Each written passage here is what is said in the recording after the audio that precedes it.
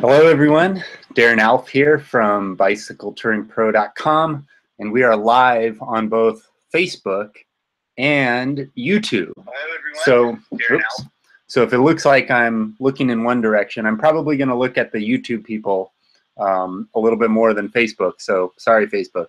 But YouTube and Facebook, hello, greetings everyone. If you are live on YouTube right now or on Facebook, there is a chat box on the screen. Let me know where you guys are. It's always kind of cool to see where everyone is from. I see Kirk from Alaska here. Anyways, we'll be starting in just a minute. I'm just going to let everyone kind of come on. Usually takes people a couple minutes or so. So we are here. Hey, Stockholm, Sweden. Cool.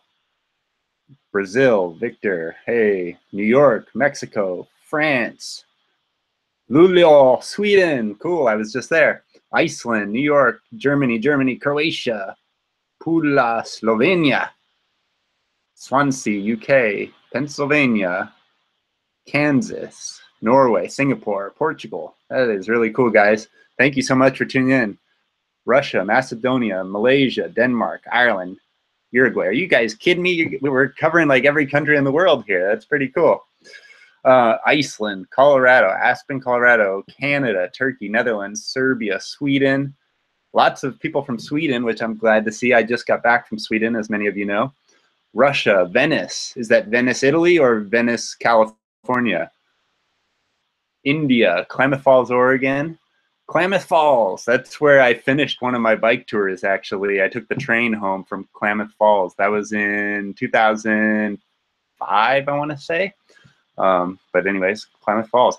Romania, UK, Charlotte, North Carolina. Robert says, did I see the Northern Lights in Luleå? No, I didn't, unfortunately. I was up there during the summertime and a little bit too early for the Northern Lights, unfortunately. Morocco, Chicago, hello from Italy. Cool, guys. Thank you so much for tuning in. We'll start here in just a moment. It's been a while since I did one of these live hangouts. I think the last one that I did was back when I was in Sweden and had just finished my solo bike tour across that country, or across Sweden, Finland, and Norway there. So, hey, there's Jack in Seattle. I see him on there. El Salvador, France. Cool. Jose is asking, are you going to tour in America again? And I'll be talking about that in just a moment, actually. I'm going to be announcing my travel plans here for you all in just a moment. So let me, I have a bunch of screens open, but I'm just going to make one quick announcement on social media or whatever, and then I will begin. So just hang tight. Keep telling me where you guys are from, and if you have any bike tour travel plans for the next, several weeks or months. That would be really cool to hear. I'm just trying to get to the map that I want to show you guys of where I'm going to be going. So let me try to find that really quick.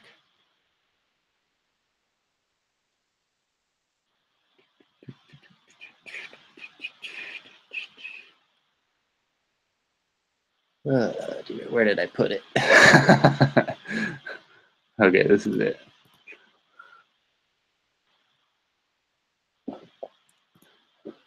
Okay. Cool. Thanks for hanging with me here, guys. I'm just copying the route map, which I'm going to paste right now so you guys can see what I'm planning.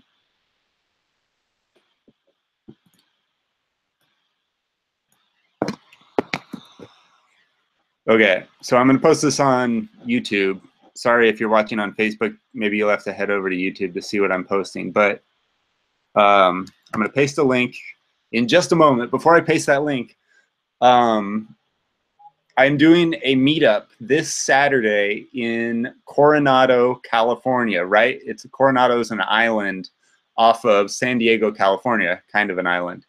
And yeah, if you're in the San Diego area this Saturday and you'd like to come out and meet me and some other Bicycle Touring Pro readers and go on a little bike ride with us, we're going to do a 35-mile round trip bike ride from Coronado Island down the coast to International Friendship Park, which is this park that's located at the border of Mexico and the United States. So we're basically riding to the border of Mexico and the US. So we aren't going to cross the border though, so you can leave your passport at home or whatever. But yeah, if you want to come out, meet me and ride with some other Bicycle Touring Pro readers, that would be really cool. So we are meeting 9 o'clock, 9 a.m. Saturday morning, this Saturday, September 23rd, in front of Starbucks on Orange Street in Coronado. So 9 a.m.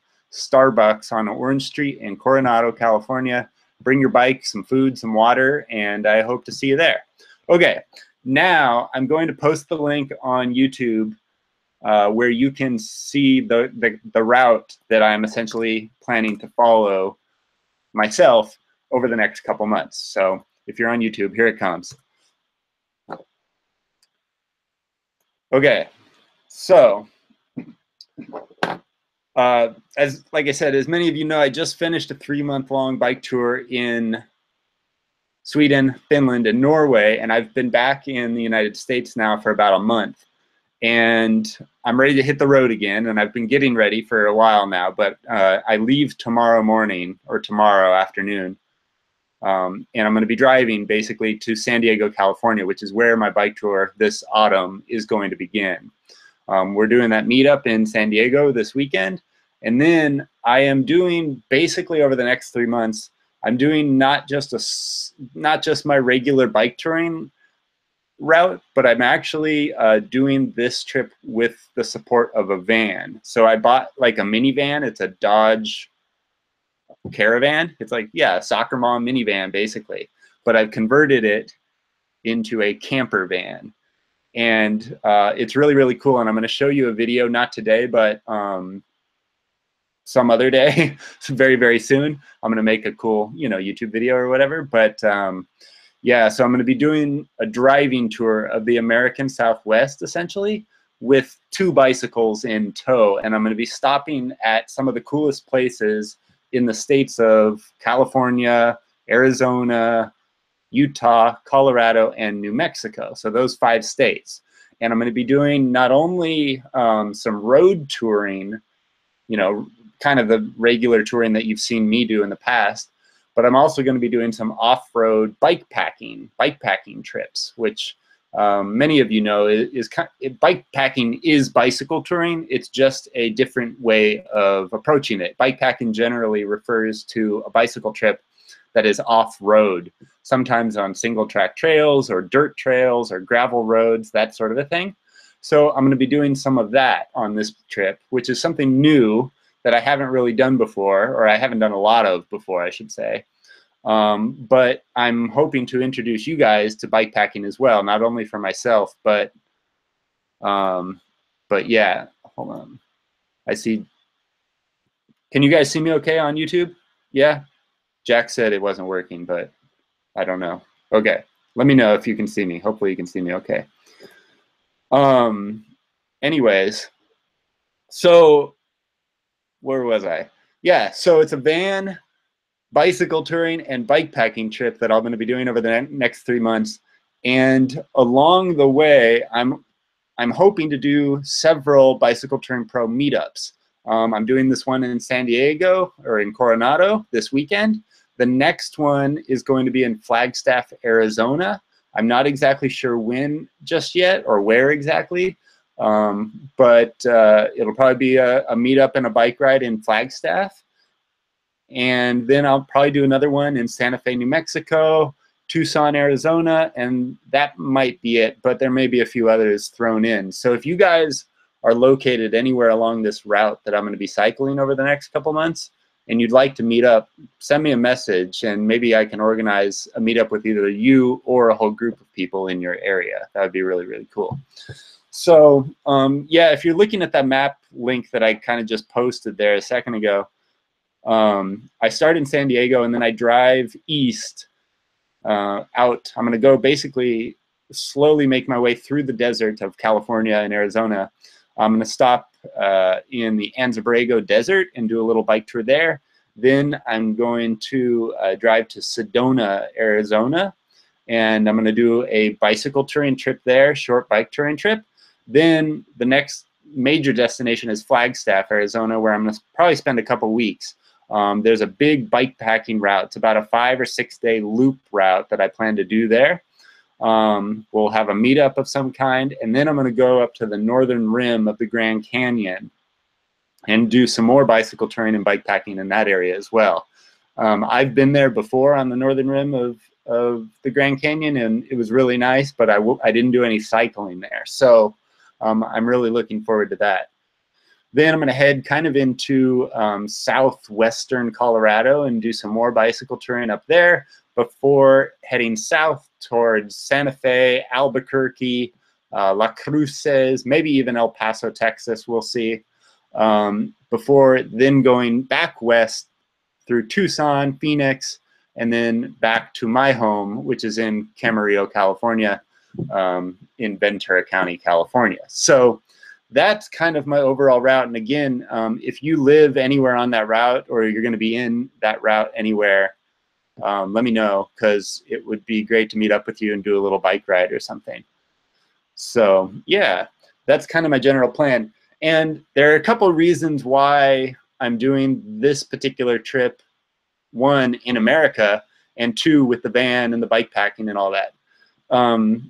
The first reason is I haven't done a bike tour in North America, like a real long distance sort of bike tour, at least, since 2006. Every bike tour I've done since 2006 has been international in some other country, Europe, South America, Africa, Asia, wherever. So I felt like it was time to come back to the United States and do a little touring here, especially since I have so many readers, Bicycle Touring Pro readers, who live in the United States and are looking for bike tours to do near where they live. Which brings me to my second point about this trip that I've planned. One of the complaints that I get from people who see me bicycle touring is that they don't have like months on end to go on a long distance bike tour. Like a lot of my bike tours have been 3 months, 7 months, 9 months, 14 months, 19 months long. And most people just don't have that much time. You know, most people, if they're lucky, have a weekend or a week off from work, right? So one of the things that I wanted to do on this particular trip was show that you can have like amazing bicycle touring adventures in a very short amount of time.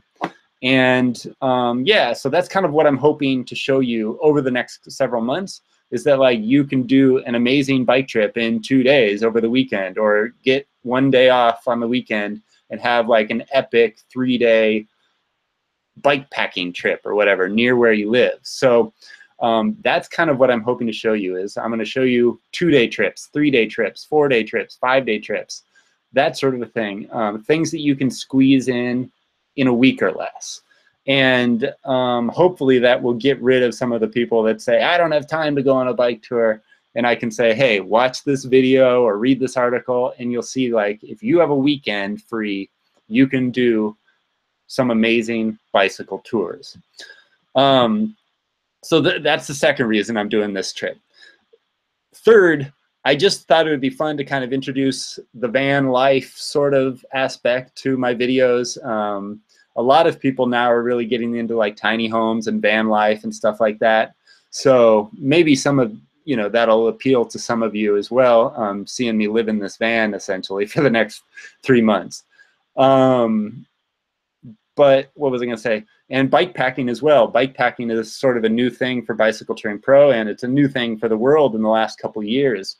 And yeah, I want to learn more about bike packing myself, and I want to do some more off-road riding, because like most of my bike tours in years past have been on paved roads or dirt roads or gravel roads. So it'd be cool to do some kind of single track sort of bike packing adventures.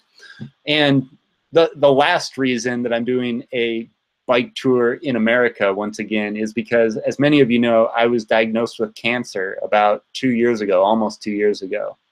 And since then, I basically I have to return to California, to Southern California, where all my doctors are, every 3 months to get checked up on and stuff. And that's why all of my bike trips since being diagnosed with cancer have been 3 months long, is because I can't go longer than that right now, even though I'd like to, without returning to California for all my testing and stuff. So once again, the reason I got the van and the reason I'm in the United States this year and not somewhere else is in large part due to the fact that I'm still dealing with this cancer diagnosis to a certain extent.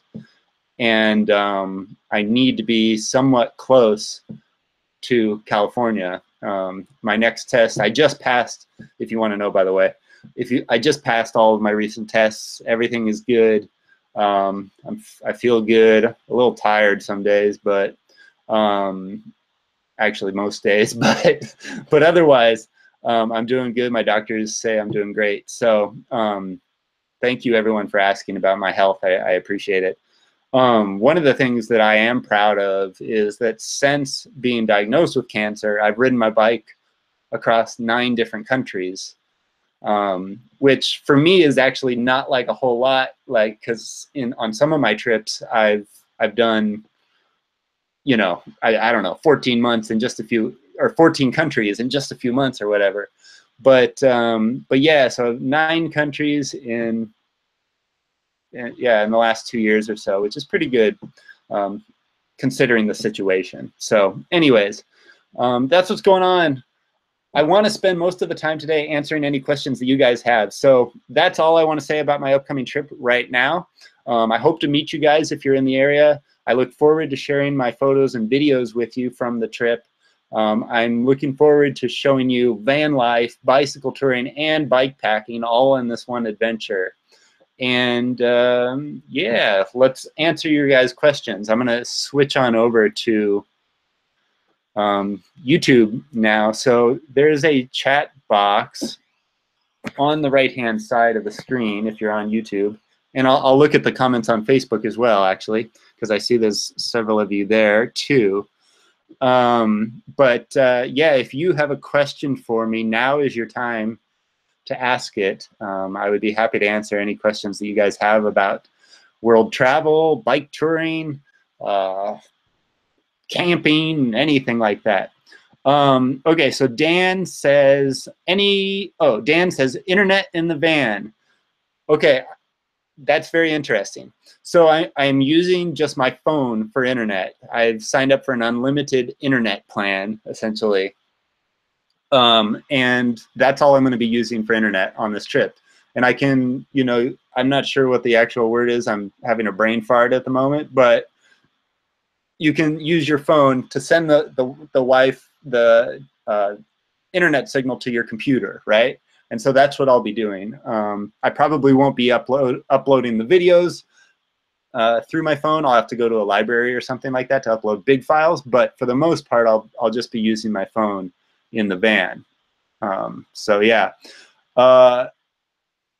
As far as the electricity goes in the van, that is really interesting, actually, because I bought this specific van because it had a AC power plug built into the van. So when the car is on, I can plug in my laptop or my drone batteries or whatever, camera batteries or whatever, and it will charge those electronics. But I wanted something that I could use to power my electronics if I was just sitting in a campground for like a week and sit there and work on my computer and that sort of thing. So I installed a 100-watt solar panel on the roof of the van. It's really, really cool. And I got a flexible solar panel, so it kind of like is stuck on the roof of the van, and you almost can't tell that it's there, which is really, really cool. So I have a 100-watt solar panel. It runs into a solar charge controller. And from that charge controller goes into a big battery, like a big car battery, basically. And the solar charges that car battery. And then from that car battery, I can, through an inverter, plug in my laptop, drone batteries, camera batteries, or whatever. And yeah, I'm not exactly sure how much power that'll get me, like how much, how long I can work on my computer, for example. But I'll find out pretty soon. I'm guessing it's going to be somewhere between 6 to 8 hours of computer work. before it needs to be recharged again. So yeah, I think it's going to be cool to like go on a bike ride during the day, come back to the van potentially, work on my computer, upload the photos, edit the videos, and that sort of a thing, all from this like self-contained mobile work unit on the road, right?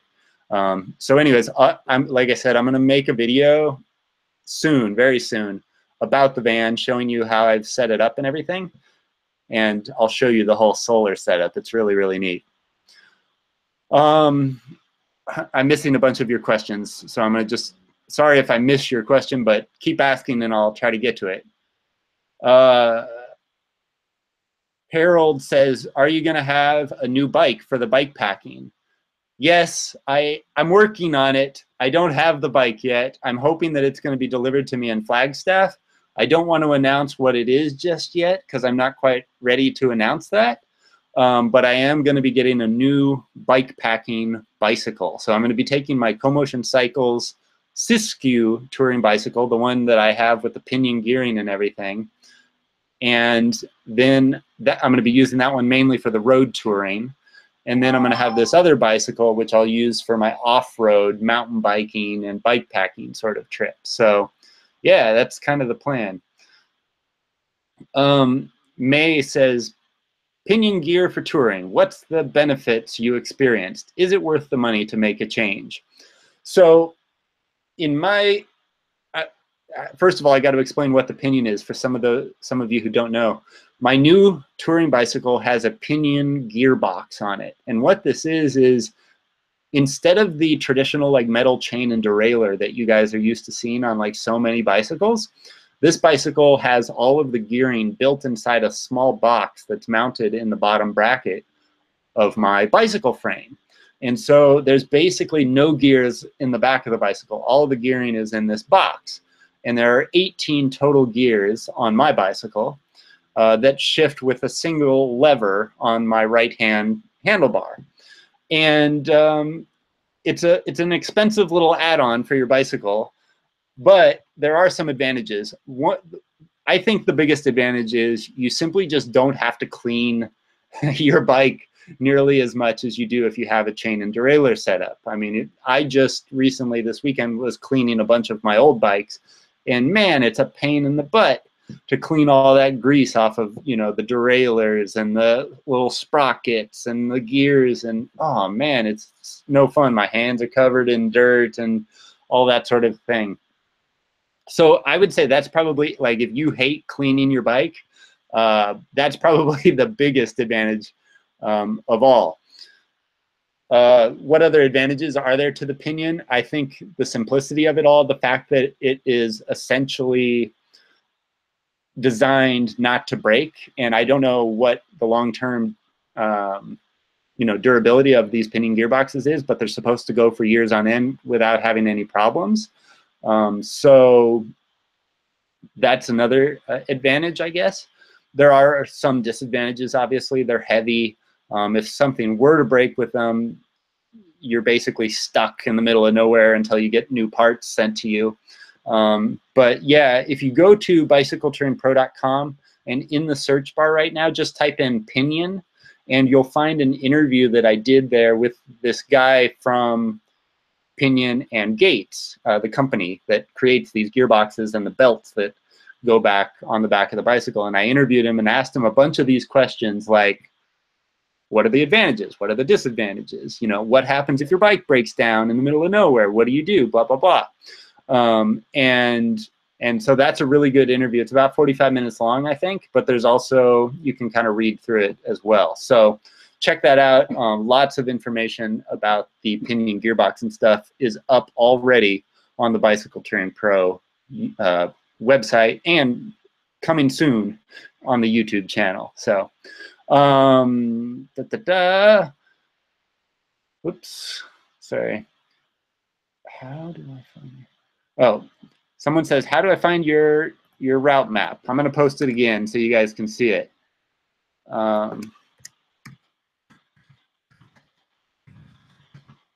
Thanks for tuning in, everyone. It's great to have you all on here. Okay, I just posted my route map again in case you want to look at it.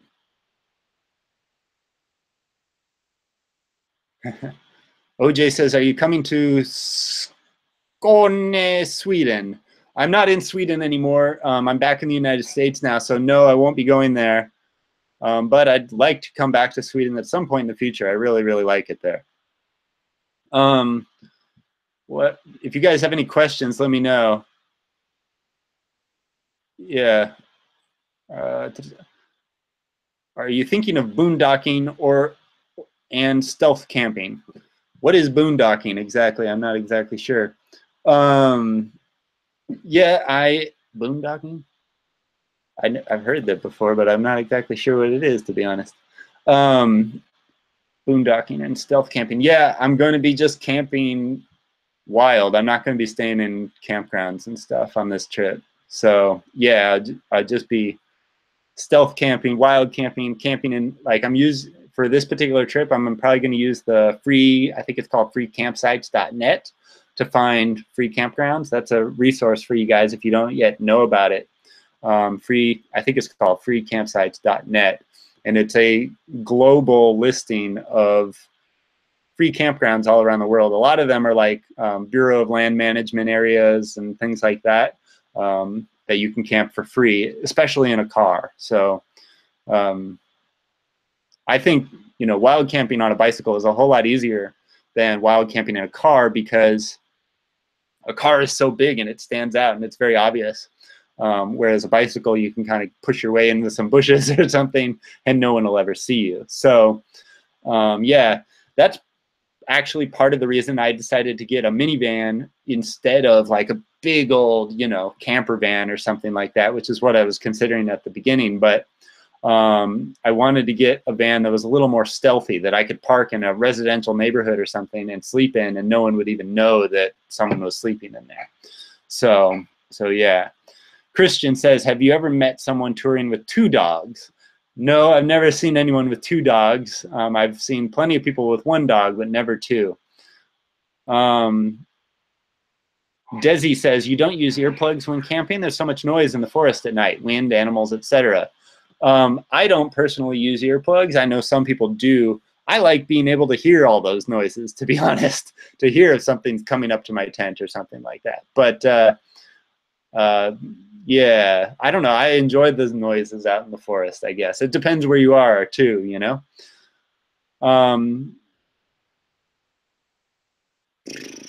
Sorry, the questions are going back too fast. Data Geek says, how many are on this trip with you? So the trip that I'm doing this autumn is just going to be me by myself, essentially. But like I said, I am planning to meet up with you guys, or at least some of you, on the road if you live in the area. So yeah, hopefully there will be some trips by myself and maybe some short trips with some other Bicycle Touring Pro readers. Maybe I can get a couple friends to come out and join me as well. Haven't gotten any commitments from anyone just yet. Cal Production says, do you reckon you might head to Patagonia? Yes, I want to go to Patagonia. I've never been there, actually. That's probably one of the places in the world that I want to go to most. So hopefully I'll get there sometime soon. How much? Hitchhiker. Dan says, hitchhikers or not? I've been known to pick up the occasional hitchhiker. I feel like because I've traveled so much myself, and I have been a hitchhiker, my bike, like on my, I remember, what trip was it? My 4th bike tour, I was running behind schedule and I had like a hotel reservation. It was like 200 miles away. And there was no way that I was going to get there on my bicycle that day. So I was like, I'm going to hitch a ride with my bike and everything. And I wasn't sure how hard that was going to be, but it didn't take long, to be honest, to get someone to pull over and give me a ride. They were on it was 2 older people. I would guess they were 70 or so, and they were on vacation. They were going on a camping trip. And so their whole car was filled up with camping stuff, and they threw my bike kind of up on top, and I sat in the back seat like this because there was so much stuff like over my head and everything. Yeah, and yeah, they gave me a ride. So I don't know, I just feel like because I've traveled so much, I'm more open to other people that are traveling. And yeah, but obviously I'm careful with that sort of thing. Cycling Arm says, your coupled bike, can you feel that?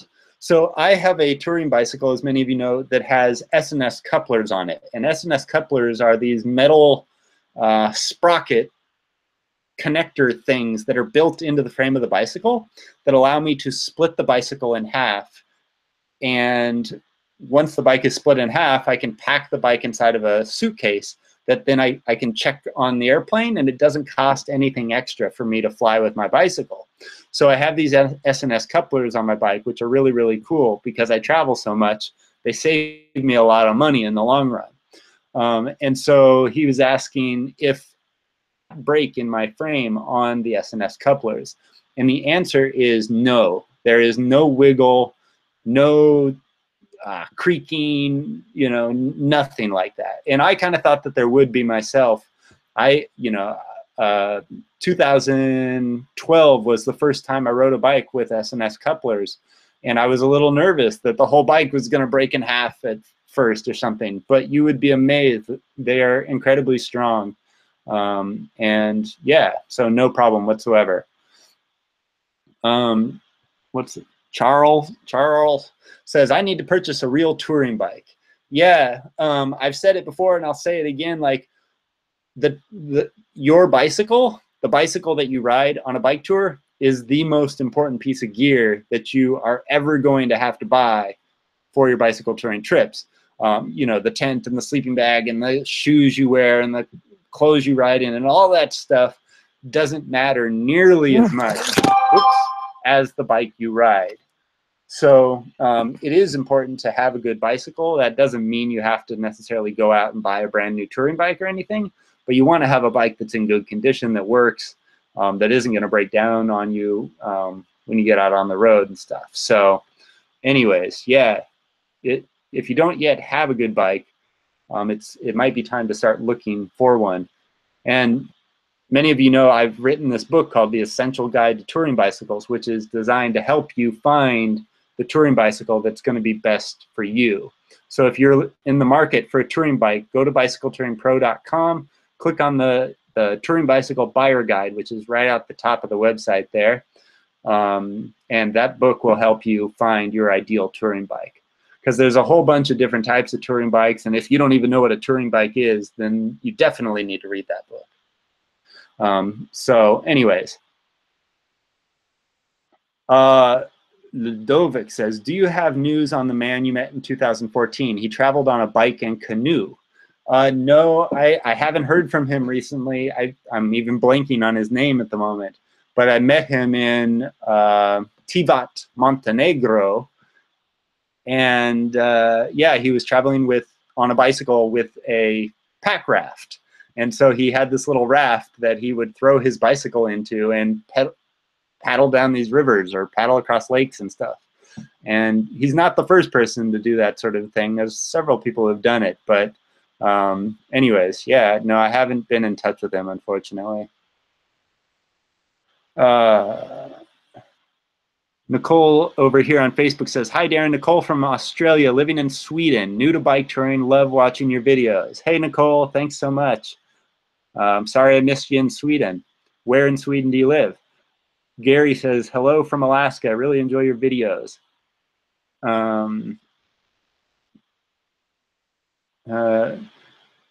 Here's a good question. Shuggy Copeland says, hi, Darren. I plan to cycle the Southern Tier route from San Diego to St. Augustine next spring or fall.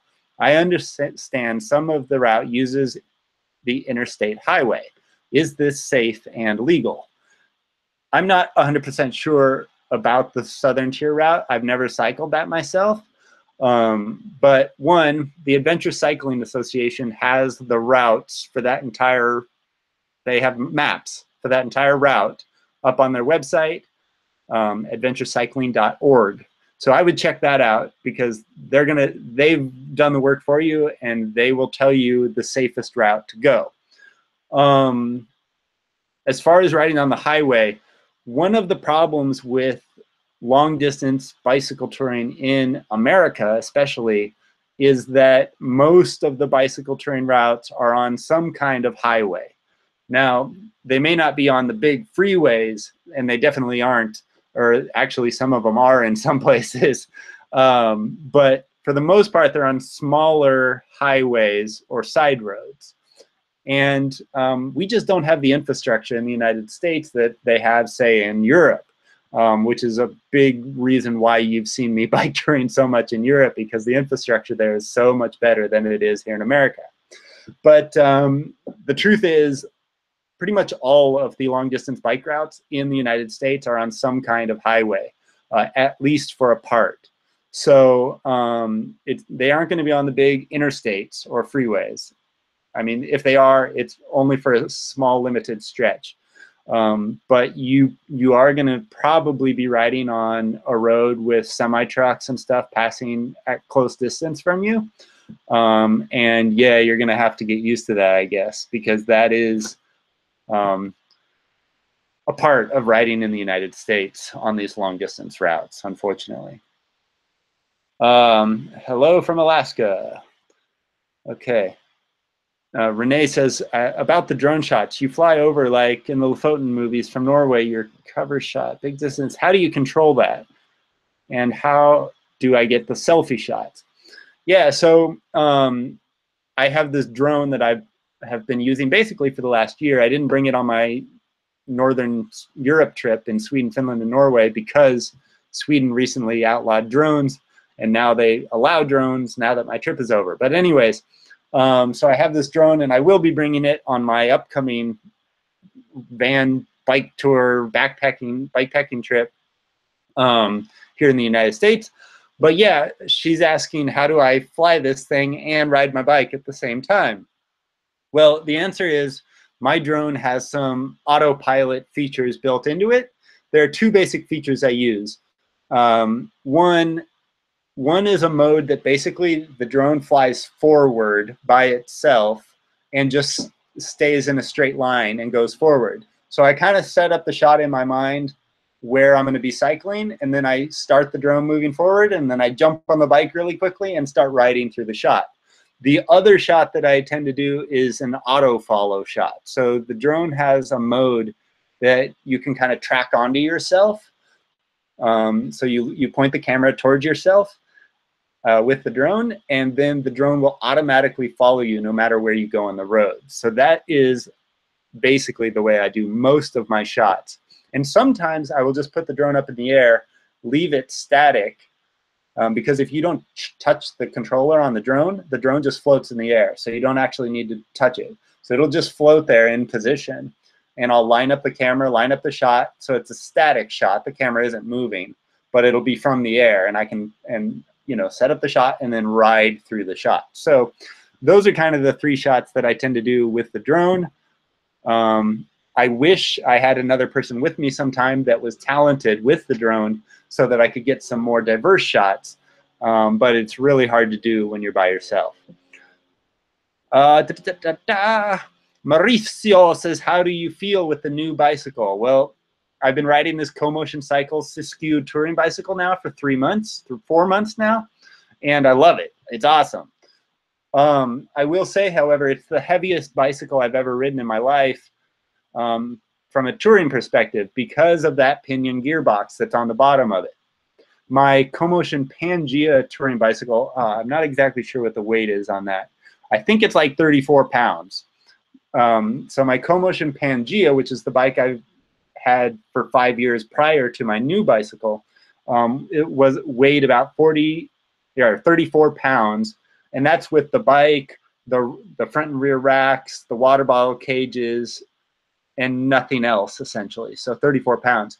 The Co-Motion Siskiyou touring bicycle, my new bicycle with the Pinion gearbox, it weighs 37 pounds with just the racks, water bottle cages, and the bike. So there's a pretty significant difference in the weight between those two bicycles. But the truth is, once you get on the bike, you don't feel that weight difference hardly at all. So that is a big reason why you're seeing Pinion gearboxes on touring bicycles and not on racing bicycles. It's because on a touring bicycle, you're not as concerned about weight as you would be on a fast, zippy sort of sport bicycle. So yeah, anyways. Dan says, are you a stranger in your own country? Yes. Yeah. It's weird coming back to the United States, to be honest, because in a way, because I've been traveling so much internationally for the last decade, yeah, there are certain things that bother me, I guess, about the United States now that, you know, I enjoy so much more about other countries. I think the biggest thing that I've noticed recently is, well, yeah, just the fact that like in so many countries, like in South America, Ecuador and Colombia, there's this big focus on family and stuff. You know, you hang out with your friends and you hang out with your family and you just sit and talk and eat food and that sort of a thing. And here in the United States, I don't feel like that exists as much. And I'm sure it does within close family units or whatever. But on a whole, like you just don't see that out in public a whole lot. And yeah, I don't know. But that's kind of one of the things that I've sort of noticed. I mean, the other thing that I've noticed about that feels different to me, at least, is that in other countries, like I feel like meeting up with somebody and saying like, hey, look, you want to go grab a coffee or something like that, like that's kind of no big deal, right?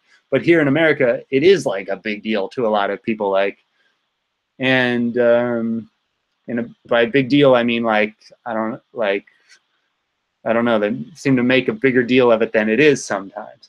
I don't know. I'm just kind of spewing some thoughts off of my mind here, but these are some of the little things that I've noticed. Nita says, is there a place you wouldn't do a bike tour? No. If somebody said, do you want to be the first person to bike tour on the moon? I'd probably say, yeah, let's do it. No. Yeah, no.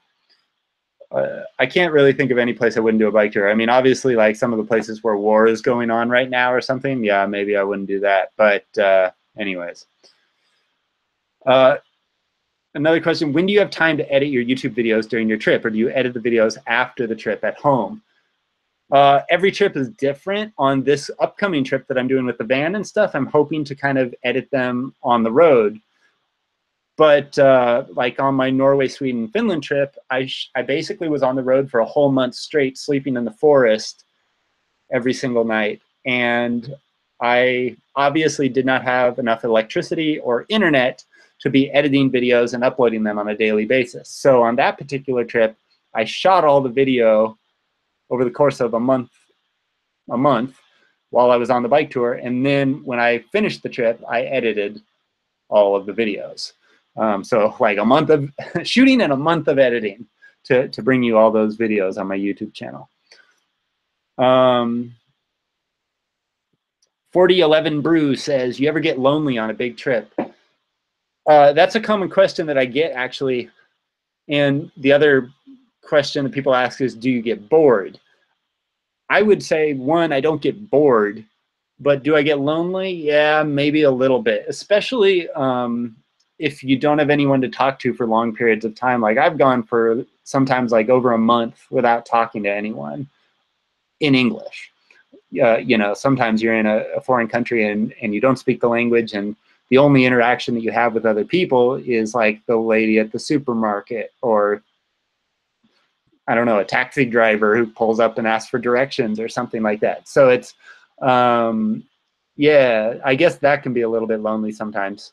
But, you know, the internet has made things so much easier than they used to be as far as this is concerned. Like, it used to be that I was carrying calling cards with me, and I'd have to find a payphone in order to call home and tell my mom where I was, you know what I mean? And now I carry the internet in my pocket, and I can text and watch movies and Skype with my friends back home from inside my tent at night. So I don't feel like I get lonely now nearly as much as maybe I did on my early bike tours. And that's just in big part because of technology.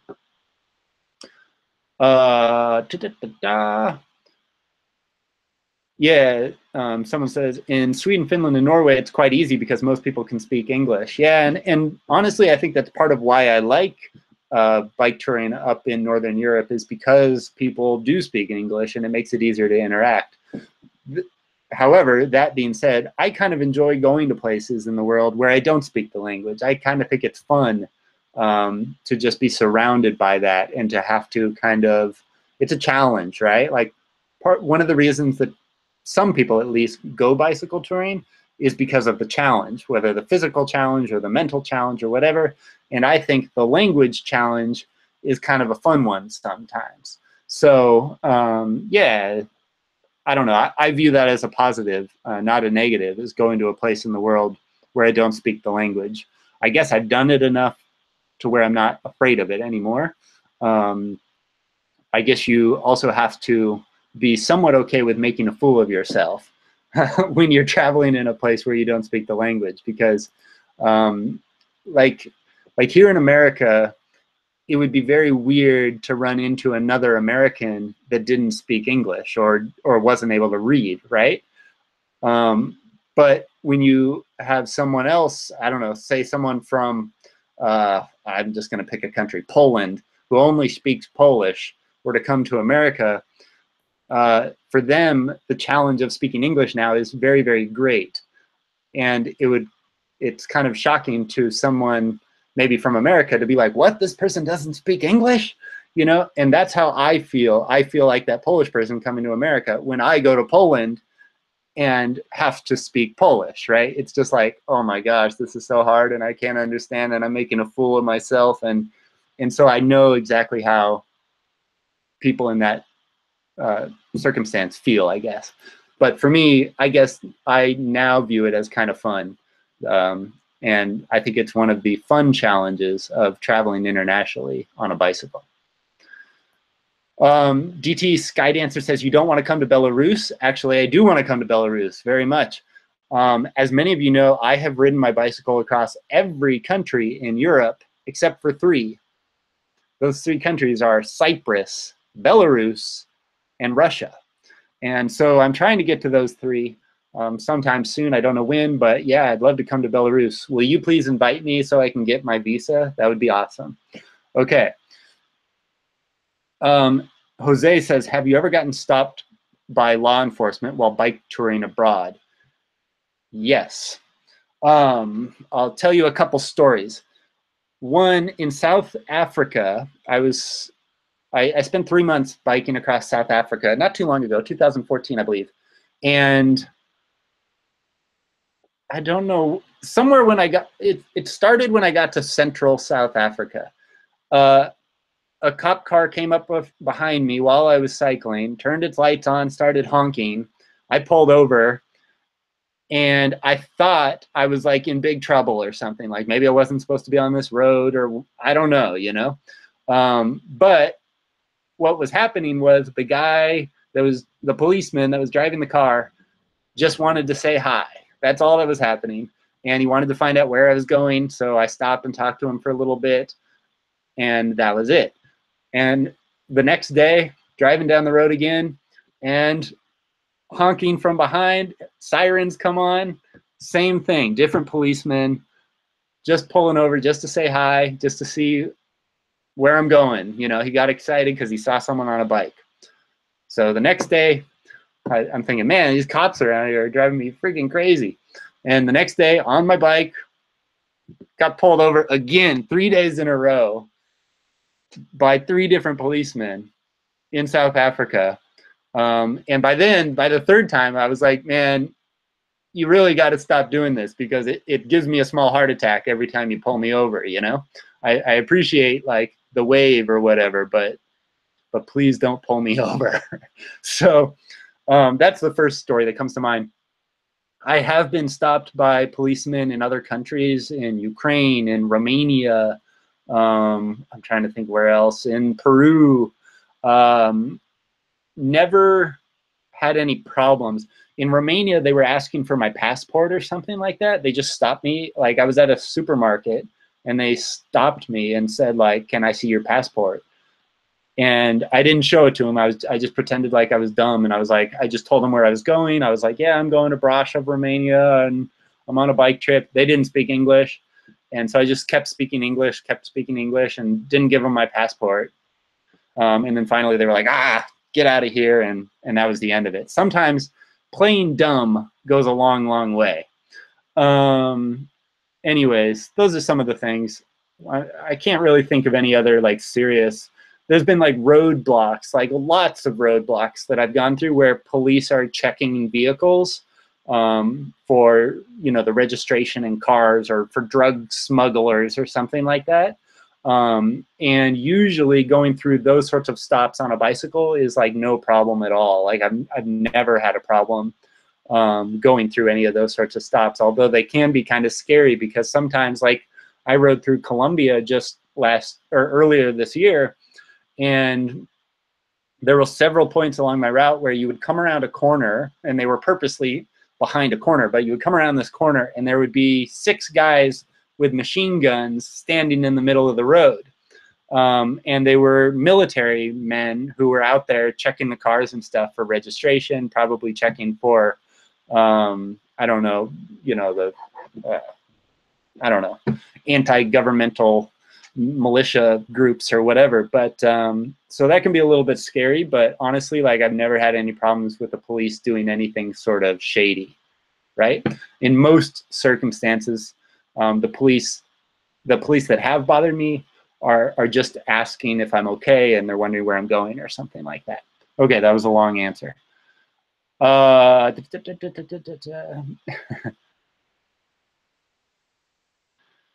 Sorry. What is the, Daniel and company says, where is the best place to go bike touring in Western Europe? So that's a tough one to answer. I can tell you my favorite place. Just off the top of my head, I would recommend Belgium. I really love Belgium. It's a small country, and it's pretty diverse. Like it's not in Western Belgium, you got the ocean. It's pretty flat. There's lots of bike paths. And then in Eastern Belgium, it starts to get hillier. There's more forests. There's some really cool, like, I don't know, cafe towns. That's what I would call it, cafe towns. And yeah, so Belgium is probably my recommendation for best places to go, especially if you're a beginner on a bike tour in Western Europe. Yeah. Christian says, have you been to Denmark? Yes, I've been to Denmark, but only for 4 days, kind of around the Copenhagen area. So yeah, I need to go back and see more of the country. Richard says, have you ever seen a ghost or been scared by something? I've only seen Bigfoot 3 times, but no ghosts yet. Just 1 Bigfoot and 2 Bigfoot babies. And I may have been abducted by an alien a couple times, but you know what I mean. No, nothing like that. I've had animals come up to my tent at night or something, but that's all that's happened. And I'm looking at Facebook now. Jehan Leren says, hi Darren, do you like riding with other travelers? Sorry, there's more to your question. I can't see it. Do I like traveling with other travelers? The truth is, I like doing both, and obviously it depends on who you're traveling with, right?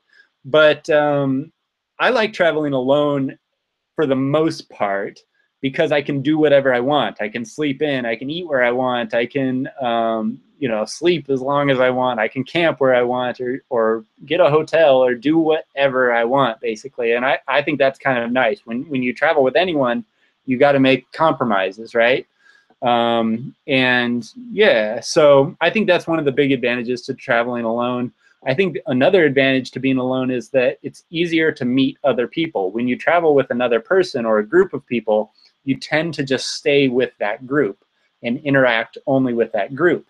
But when you're alone, you're kind of always looking for an opportunity to interact with other people. And it's much easier for strangers to interact with you if you're alone. And that can be a good thing and a bad thing depending on where you are and what you want. But yeah, as far as traveling with other people, I would just say pick your travel partners carefully, because you pick the right travel partner and you'll come home from your bike tour with an incredible, incredible memories that you're going to remember for the rest of your life. Pick the wrong travel partner and your bike tour could be over before it's even had a chance to begin. So yeah. Have you ever been knocked off your bike by a vehicle or an animal? No. No. I've fallen off my bike myself, just like because I don't know, went around a turn and there was water in the road and I slipped or something like that. Nothing major, But no, I've never been knocked off by a vehicle or an animal. I've never been hit by a car or anything like that. Hopefully I never will. That's really the big fear when it comes to bike touring. That's probably the biggest danger is being hit by a passing car. Second biggest danger on a bike tour is probably just the weather, being exposed to the elements, the sun for long periods of time. Got to wear lots of sunscreen and protect yourself from stuff like that. Ryu says, do you have Instagram? Yeah, I'm on Instagram. I'm on there as Bicycle Touring Pro. Check it out, Bicycle Touring Pro, Instagram. Bike Touring Fan says, any plans to get an e-bike, or is that too easy? I don't have plans to get an e-bike anytime soon, but I know a lot of people are going that way, especially older riders. I did a bike tour in Portugal last summer, and there was one rider, he was 80 years old, and he had an e-bike with him on the trip, and it was really cool. I rode it myself for a little while. He let me ride it, not for the whole trip, but just for a day or whatever.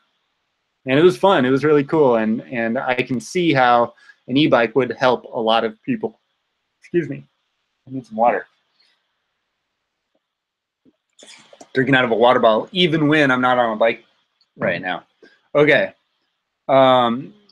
Claw Rat says, hey, I broke my collarbone last night. What should I do now? Are you serious?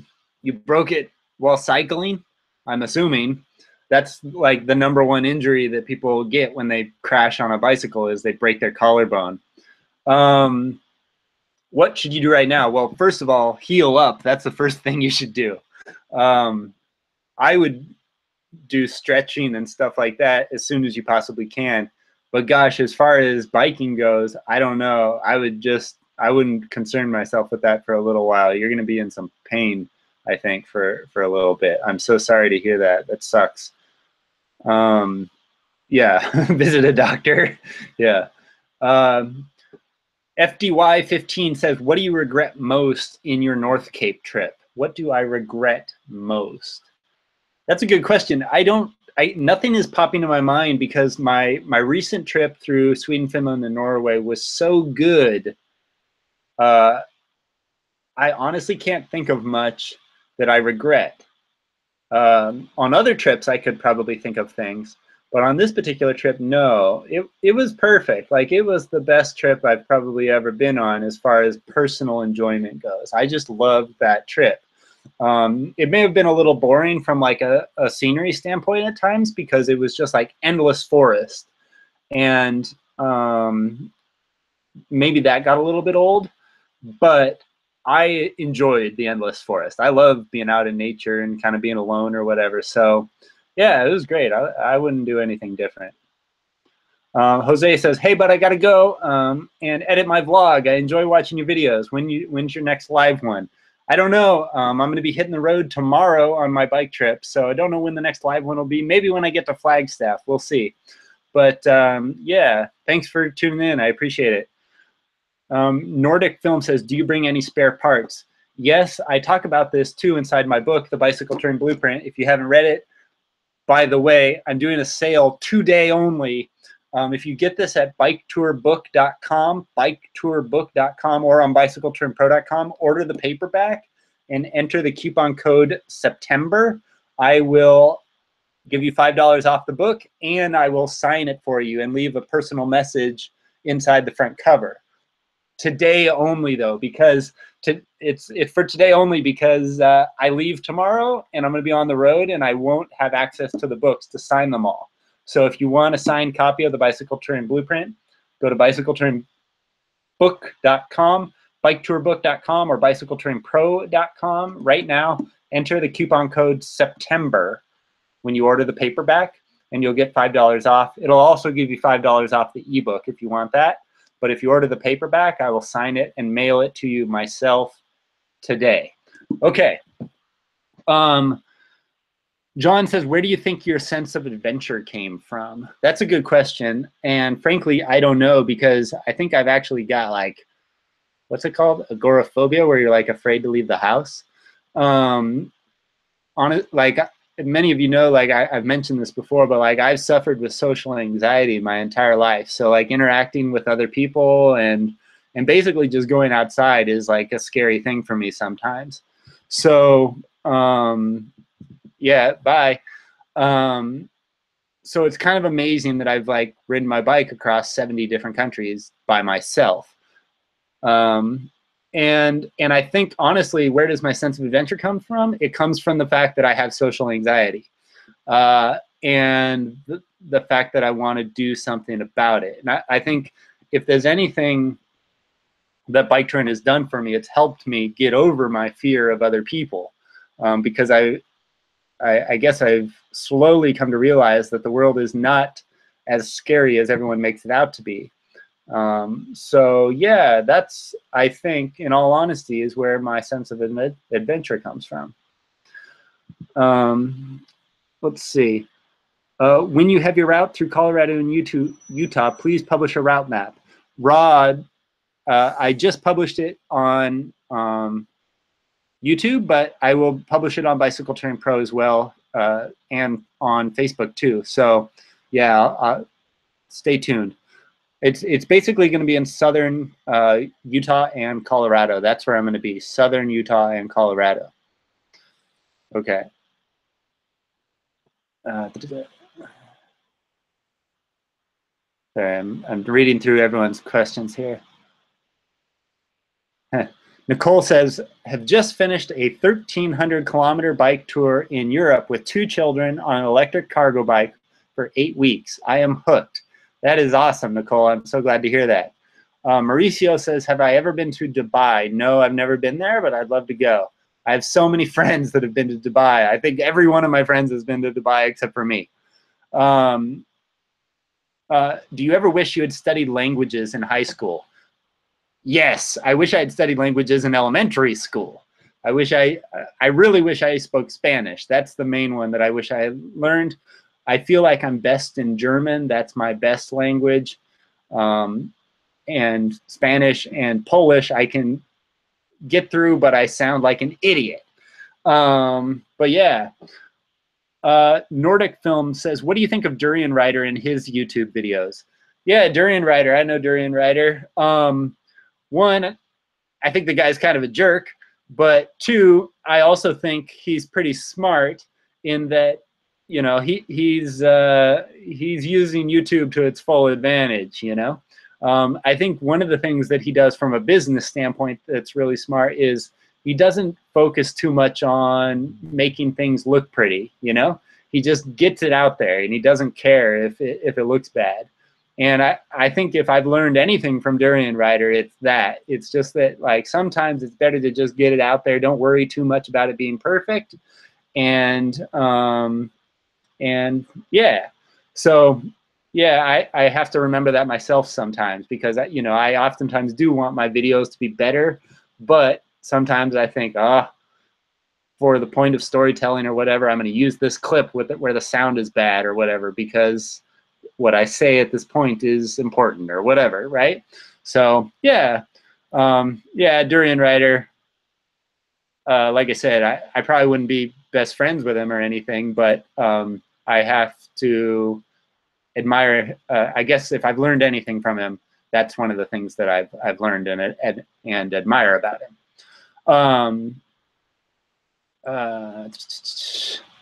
Yeah, Jasper says he's too much into the drama. Yeah, I agree. I don't know. I wouldn't be calling people out and stuff in my YouTube videos. Although maybe there are a couple of people I should call out. Darren, I just advise you to never come to Brazil. We live in a very dangerous country down here. Unless you come with a group. I would come to Brazil. I have not been to Brazil, but I would come there, actually. I've been to lots of dangerous places in the world. Anyways, okay, guys, it's 1 o'clock. I think that's going to be it for today. Thank you so much for tuning in. I really appreciate it. Like I said before, if you want to get a copy of my book, The Bicycle Touring Blueprint, not only would it help me out, this is like one of the ways that I kind of fund my bike tours is by selling these books, but you can go to bicycletouringpro.com right now and order the book. If you get it in either ebook or paperback format, just enter the coupon code September, the name of the month, September, and you'll get $5 off, and I will send you a signed copy of the book if you order the paperback. So coupon code September, September. I am leaving tomorrow on my van / bicycle touring / bikepacking trip. And I can't wait to share the trip with you. I'll be posting live kind of updates on Facebook and Instagram and Twitter and all that. So if you follow me there, cool. And then stay tuned for the videos on YouTube. I am still going to be releasing the videos from my bike tour in Sweden, Finland, and Norway for the next like month. I've got videos pre-programmed in all the way up until November. So all of the videos from Sweden, Finland, and Norway will be published during the next month or so. And then after that, you'll begin to see my videos from my bike tour here in the American Southwest. Thank you guys so much for tuning in. I really appreciate it. I hope you have a wonderful day. If you want to learn more about bicycle touring, make sure you visit my website, bicycletouringpro.com. There's tons of information up there. There's like 1,200 articles, free articles, and I have like 450 videos on my YouTube channel. So go and check them out. Lots of good info in there that you can use to start planning your own bike tours anywhere in the world. All right, guys. That's it. Thank you so much. Do widzenia, auf Wiedersehen, adios, and goodbye. Okay, have a good one. Ciao. I'm signing off of Facebook now. And I got to sign off of YouTube. Okay, guys, that's it. Thanks so much for tuning in. I really appreciate it. Hope you have a great day. I got to start packing for my trip now. Whew, lots to do. Okay, bye.